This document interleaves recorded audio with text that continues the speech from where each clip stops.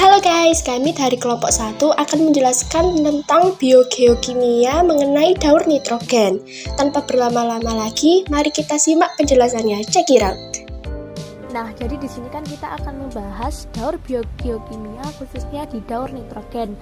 Nah, sebelum itu, daur biokimia atau daur anorganik adalah siklus unsur atau senyawa kimia yang berasal dari komponen abiotik menuju ke komponen biotik dan kembali lagi ke komponen abiotik.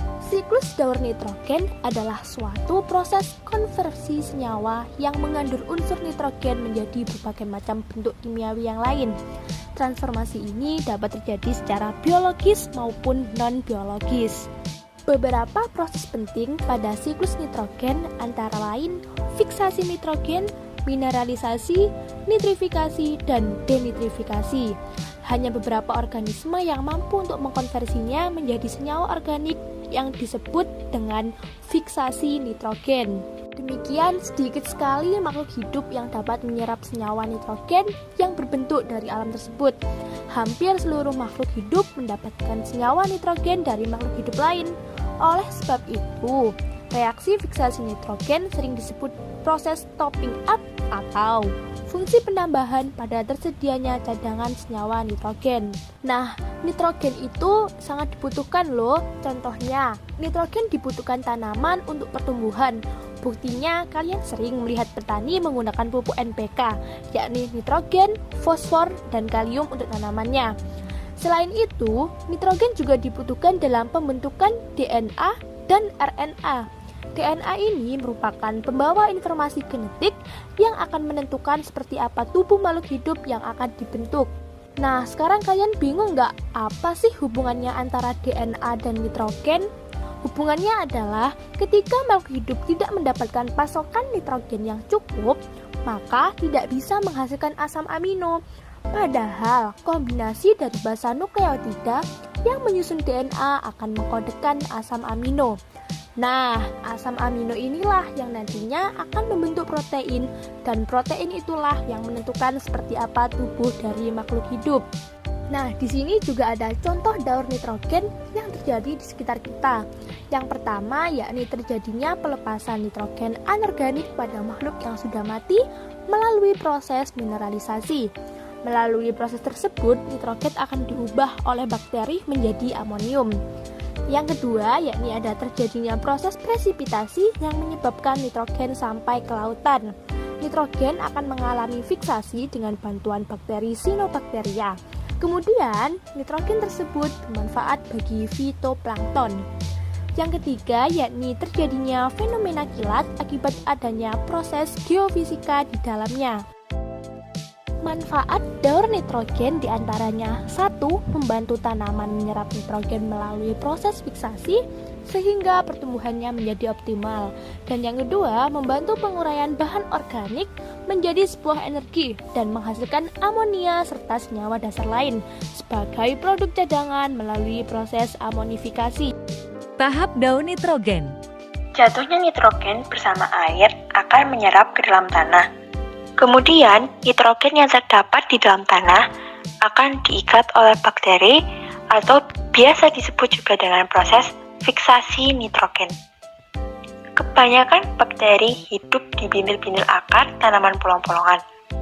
Nah, nama bakterinya bakteri Rhizobium dan bakteri Azotobacter. Nah, kemudian fiksasi nitrogen akan diubah menjadi amoniak atau amonium atau biasa disebut juga dengan NH4+. Proses tersebut biasa disebut juga dengan proses amonifikasi. Lalu, amonium akan diubah menjadi nitrit atau biasa disebut juga dengan NO2-. Nah, dalam proses ini dibantu oleh bakteri Nitrosomonas dan bakteri Nitrosococcus. Proses tersebut disebut juga dengan proses nitritasi. Dibantu oleh bakteri. Kemudian nitrit diubah menjadi nitrat atau biasa disebut juga dengan NO3-. Dibantu oleh bakteri Nitrobacter dan nama prosesnya disebut proses nitratasi. Tahapan amonifikasi menjadi nitrit, nitrit menjadi nitrat, Nah, dalam ketiga tahap tersebut, amonifikasi nitrit dan nitrat disebut juga dengan nitrifikasi. Nah, jika sudah dalam proses nitratasi, ada dua proses lagi nih. Proses yang pertama disebut juga dengan asimilasi, atau di mana nitrat bisa langsung diserap oleh tumbuhan.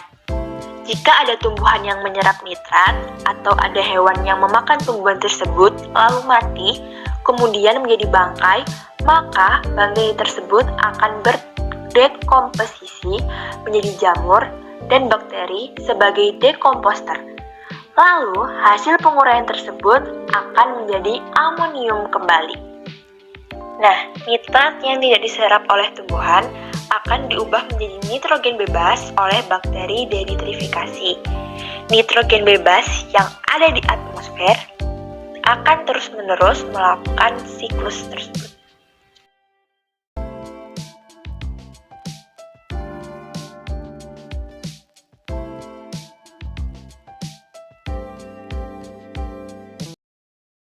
Proses daur nitrogen terjadi di udara.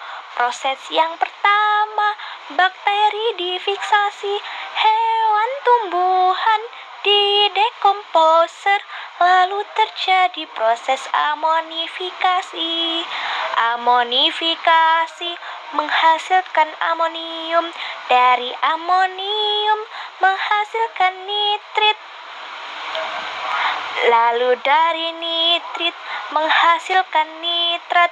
Proses nitrat itu terjadi dua tahap. Tahap pertama, asimilasi yang digunakan oleh tumbuhan. Tahap kedua, denitrifikasi, gas yang dikembalikan ke udara. Sekian penjelasan dari kami. Bila ada salah, mohon maaf. Wassalamualaikum warahmatullahi wabarakatuh.